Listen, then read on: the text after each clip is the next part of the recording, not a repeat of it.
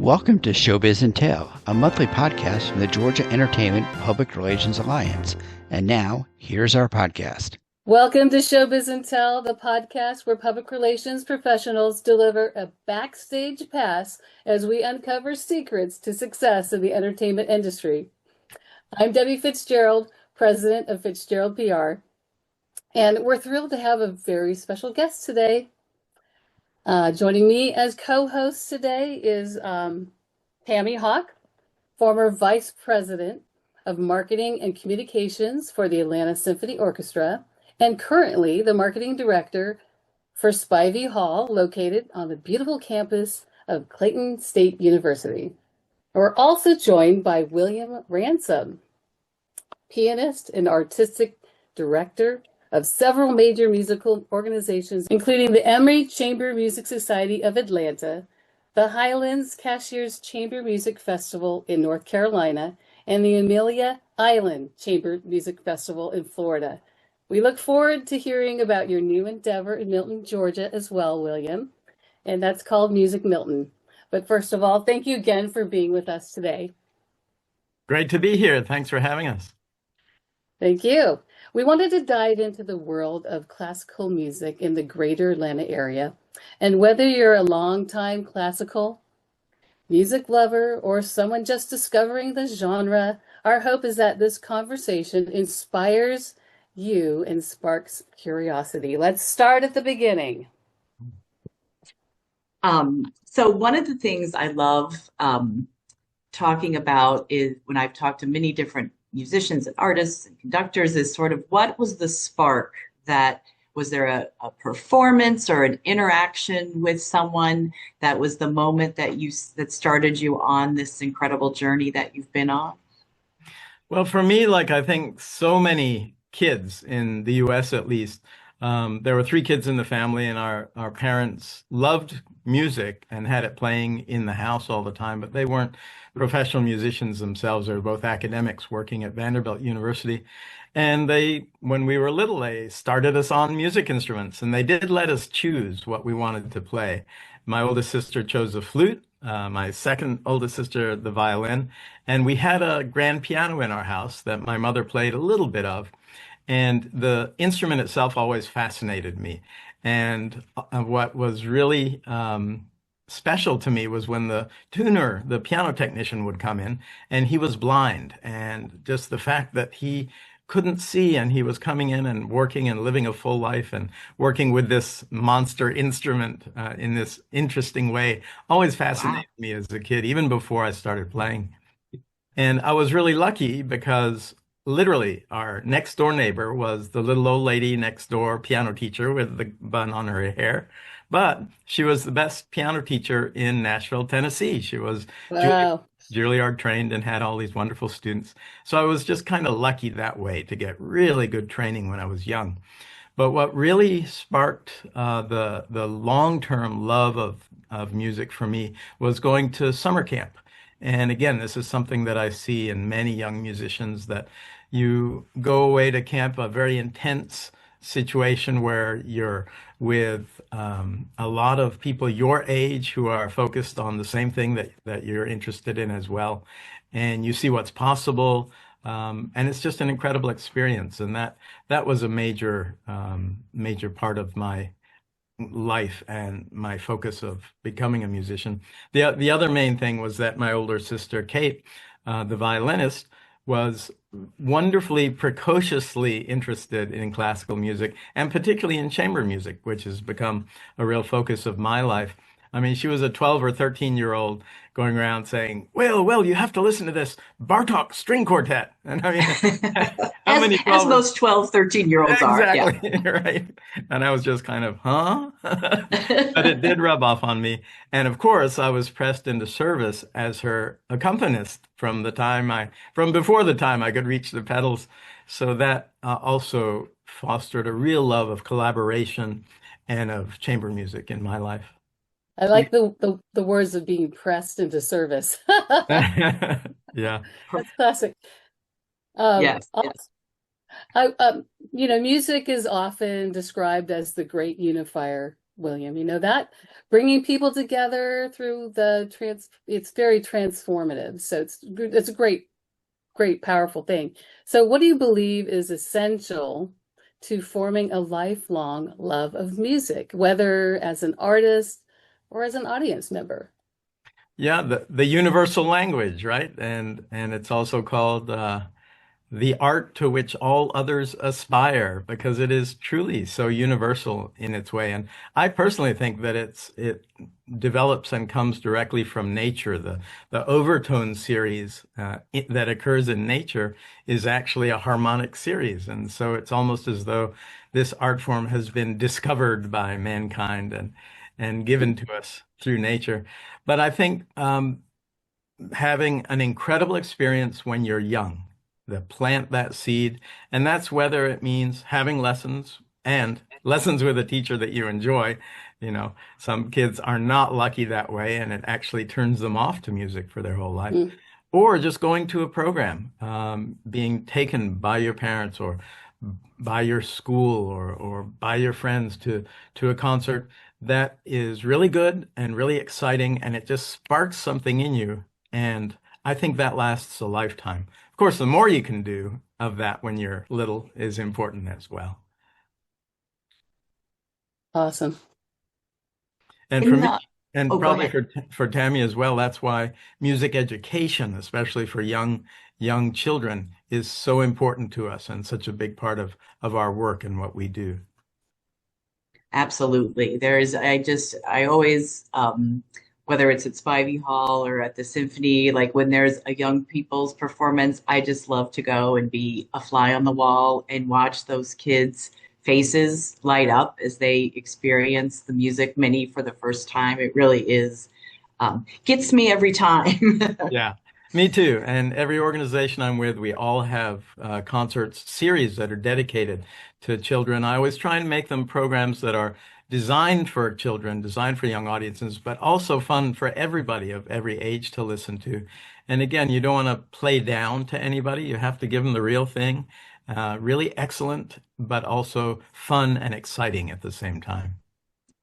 Absolutely, absolutely. And we are, good segue. I mean, we're really lucky in Atlanta because there are so many opportunities to, enjoy classical music at different venues. And now a new one in northern in Milton, the northern part of the city, which is a wonderful addition. And I think, I was so happy when Debbie first told me about your endeavors there because, I do think it's a part of Atlanta that really is going to embrace this. So congratulations on all of that. But I'd love to hear, as from your perspective, with all the seasons starting here in Atlanta, what's on your calendar? And of course, all music Milton. But in addition to that, are there some must see performances that are on your calendar this year? Oh, absolutely. So one of my many hats is wearing is directing the Emory Chamber Music Society of Atlanta. We're starting our 33rd season and have become the preeminent organization of our kind in the Southeast, and have a whole array of concerts and master classes and events, over 60 over the regular season. And we kick off in early September. We're bringing in the cellist Zul Bailey, Grammy Award winner, who's one of Yeah. the most exciting performers and personalities on stage. And when I have people in, I try and do a series of events with them. So he'll play a noontime concert on our box lunch series at First Presbyterian next to Symphony Hall, next to the High Museum. And he'll do a master class for us at Emory. He'll play a concert at Emory as well in the evening. And that's a great kickoff to what's going to be a really fabulous season. That's wonderful. I did see that, and a great start to the season for sure. Um, the I know you were recently named, recognized as, and well deserved as a community builder, specifically the Community Impact Presenter of the Year Award by Chamber Music America. So in November, congratulations on that. Can you talk a little bit about what that recognition means to you and building community through music. I think we can all agree we need it now more than ever. And, the power of music to bring people together, and, how fulfilling for you to, get to play that role. And I'd love to hear a little bit about your thoughts on it. Thank you. Yeah, that was a really, really fulfilling award to receive. The Chamber Music Society, I like to say now we've been recognized locally by Atlanta Magazine as Best in Atlanta, and internationally by Musical America Worldwide, where we were named about 10 years ago as musical innovators. And then just last fall, the award for community engagement. And that was particularly meaningful to me because, as you say, for me, it's not just about great music. As much as I love the music and believe in it and want to do everything I can to make sure it survives, but it's about building community. And as you say, boy, do we need it more than ever before. And music is the absolute best way to do that, to bring people together, and to take yourself out of this life, to be reminded that there is beauty and goodness in the world, and that we can all agree on some things as well. So receiving that particular award from Chamber Music America was really very, very heartwarming to me.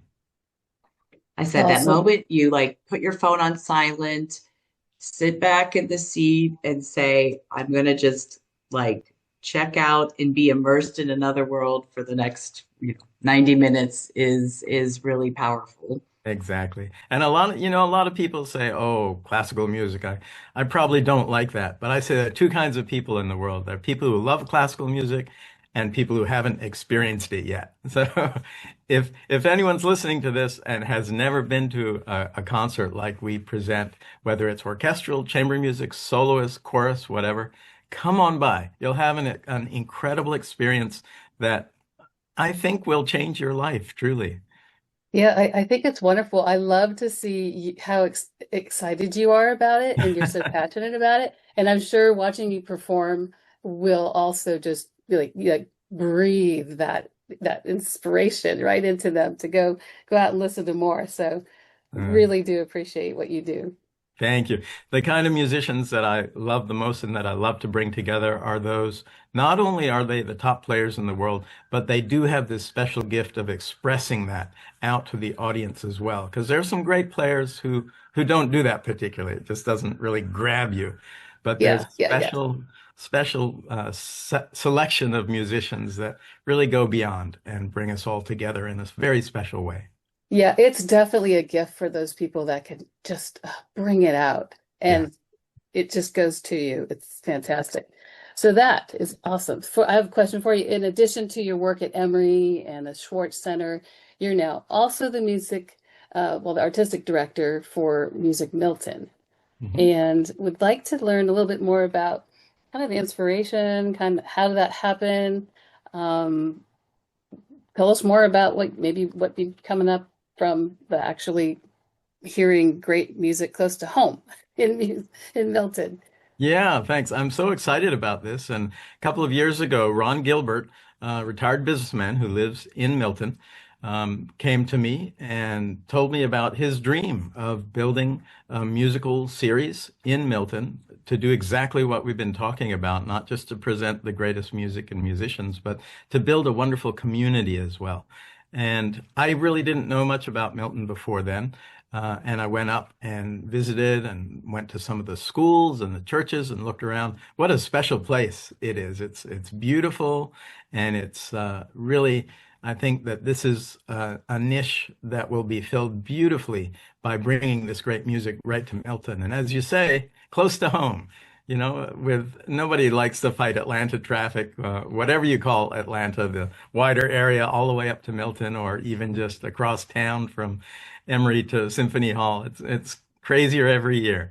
So we're going to bring it right to Milton and hopefully find a big enthusiastic audience there for classical music, for jazz, for bluegrass, for master classes. We're going to take the music to the public schools there as well, and try and build something very special. Yeah, starting in September, musicmilton.org is the place to go and check out that, more information for that. And thank you for pulling all that together. It's exciting for the communities around Milton. Thanks. Yeah, we're going to kick off in September with a special gala at City Hall of all places, which will be fun. Really making it part of the community from the get-go with the brilliant Georgia violinist Robert McDuffie, Bobby McDuffie, who's again just a brilliant performer and a wonderful personality and ambassador of great music as well. And not a local boy, but a Georgia boy at least, who's made it big. That's cool. Yeah, he's wonderful. That'll be a wonderful kickoff. In addition to all the things we mentioned, I mean, you've done a lot in your career. Is there anything on your bucket list that's your next challenge, next opportunity?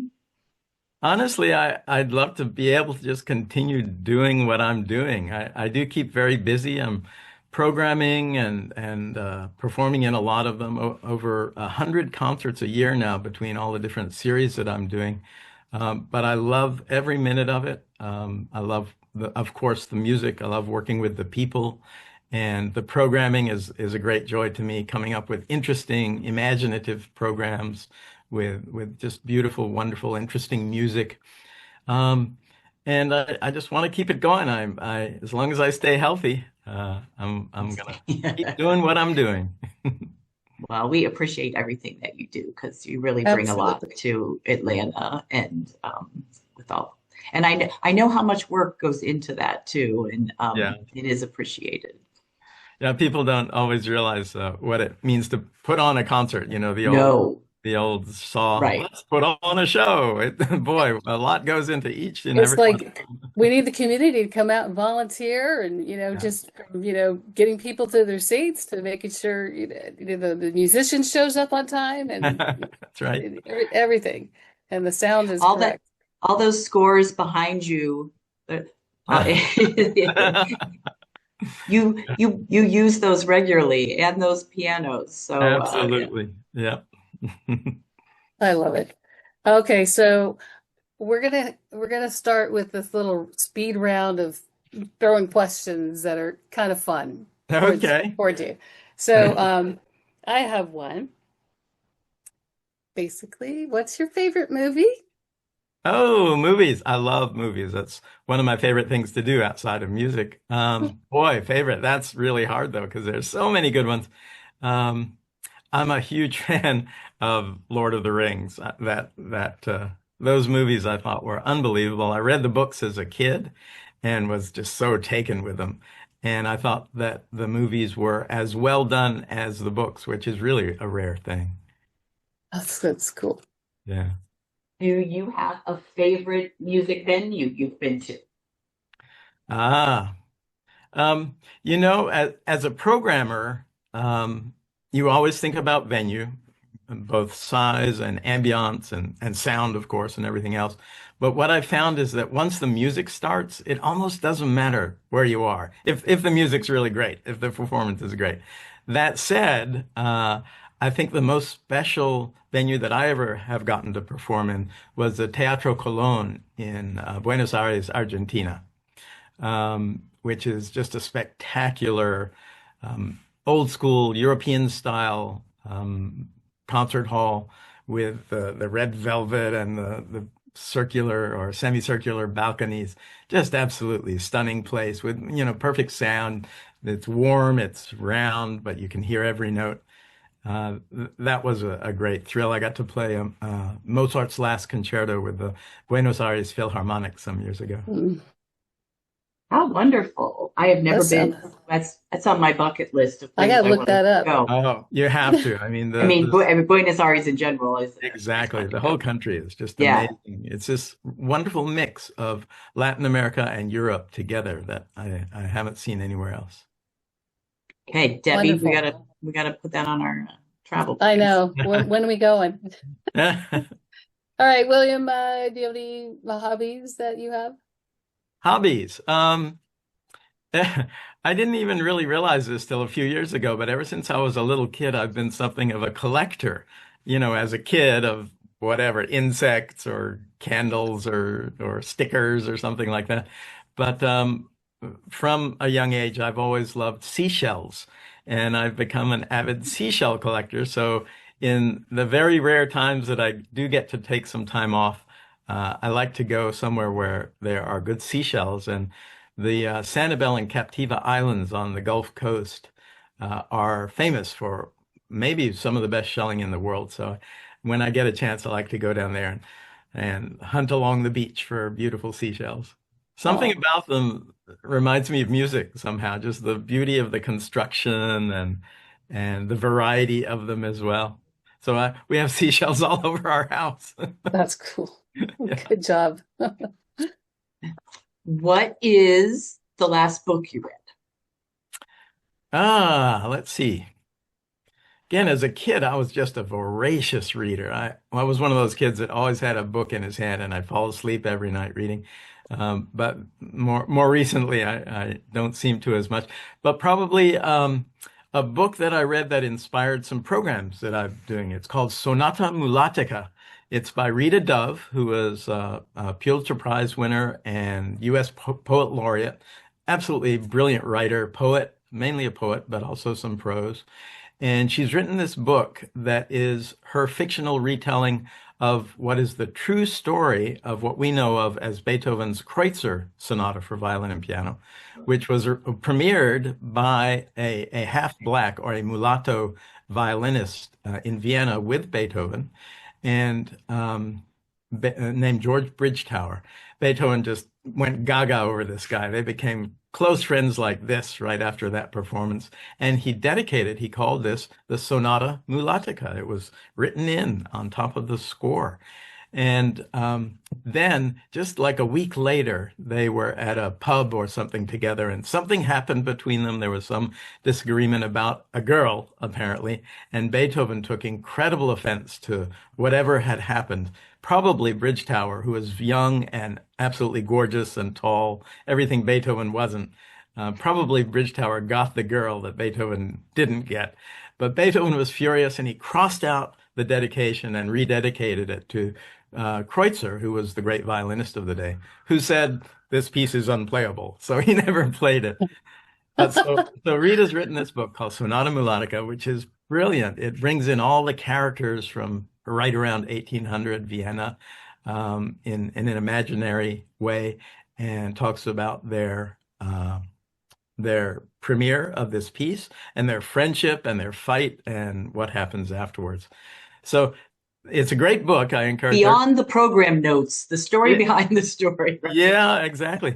So I put this program together around the book. The program's called Sonata Mulatica, and I've done it with a couple of violinists, but the violinist Njoma Grievous, who recently won both the Sphinx Award and also an Avery Fisher Career Grant, one of the most important awards for young performers, a black violinist. And so we all come out on stage. Rita reads from her book, tells the story for about 10 minutes, and we play the first movement. Then she reads, tells more of the story, and then intermission. We come out, play the second movement. She finishes the story, and we finish with the finale. It's a great program. We're going to do it in Carnegie Hall in a couple of years, so I'm excited Oh, about that. wonderful. Congratulations. Thank That's you. Yeah. exciting. Yeah. Very good. So, one of your favorite things about Atlanta? Oh, goodness. Maybe the restaurants. Love to eat. Can I call that a hobby? Yeah, Eating. Absolutely. good food, good music. Yeah. My wife is Chinese. She's a violist. She was with Yinzi Kong, the founding member of the Vega Quartet. And Oh, she says that we eat to live and Chinese live to eat.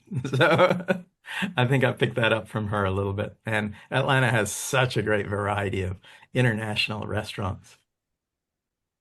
absolutely. Yes. Are you cooks as well? She is. I make pancakes, but that's about it. That counts. Yeah. Is there one thing that people might be surprised to know about you? Oh, that I can tell? No. PG, it's a PG podcast. Right.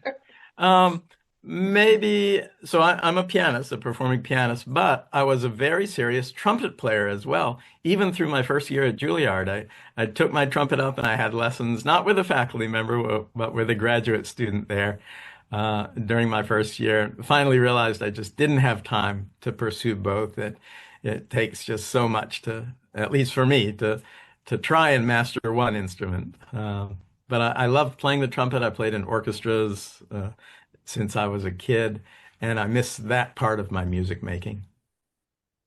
Something tells me you're actually pretty good at that trumpet. Well, one thing is people say I do have a brass player's sense of humor. Oh, So you take that for what it means. no, I get it. I get it. I I feel like think there's a that's lot it. of hidden trumpet players out there, right? Yeah. My Yeah. husband is one. Oh, good. So you know. Yeah, he brings it out. But once you have that talent, you know how to blow through it. Somehow it just still comes out well, which is nice. Yeah. So thank you for that. It was good to get to Is, know you more, is it and I love to learn so much about you. My pleasure. And It's been it's fun talking. so basically, thank you. That was fantastic. Thank you for sharing your time and your insights with us. And of course, it's been a real pleasure. And this is Showbiz and Tell, and you're really telling us. So I appreciate that. And so we really do encourage people that are listening to this podcast to get out there, go find music, get inspired, maybe pick up something, learn how to play, just whatever, go support. And I just wanted to share some of the websites of the places that we've talked about. Musicmilton.org is Music Milton. Emory Chamber Music Society of Atlanta, you can find that at chambermusicsociety.emory.edu. The Highlands Cashiers Chamber Music Festival at h-c musicfestival.org. The Amelia Island Chamber Music Festival at aicmf.org, and also Spivey Hall at spiveyhall.org. We wish you continued success, William, with all the endeavors and everything you're doing, and with Music Milton, which is coming up starting in September. And thank you so much for joining us. Thank you, Debbie. It's been great talking, and hope to see everybody at concerts here, there, or everywhere. Oh, yeah, definitely. And be sure to subscribe to our podcast, everybody. GEPRA.net. .net is the Georgia Entertainment PR Alliance, which is GEPRA.net. And this is, we're also on social media, so please follow and share our podcasts. We have quite a few other PR people that do the podcast hosting. So Tammy and I had a pleasure doing that today. And thank you very much, William, again for being with us. And thank you for sharing all that you're doing. My pleasure. So you've been listening to Showbiz and Tell, a podcast by the Georgia Entertainment Public Relations Alliance. I'm Tammy Hawk. I'm Debbie Fitzgerald. And we will see you next time.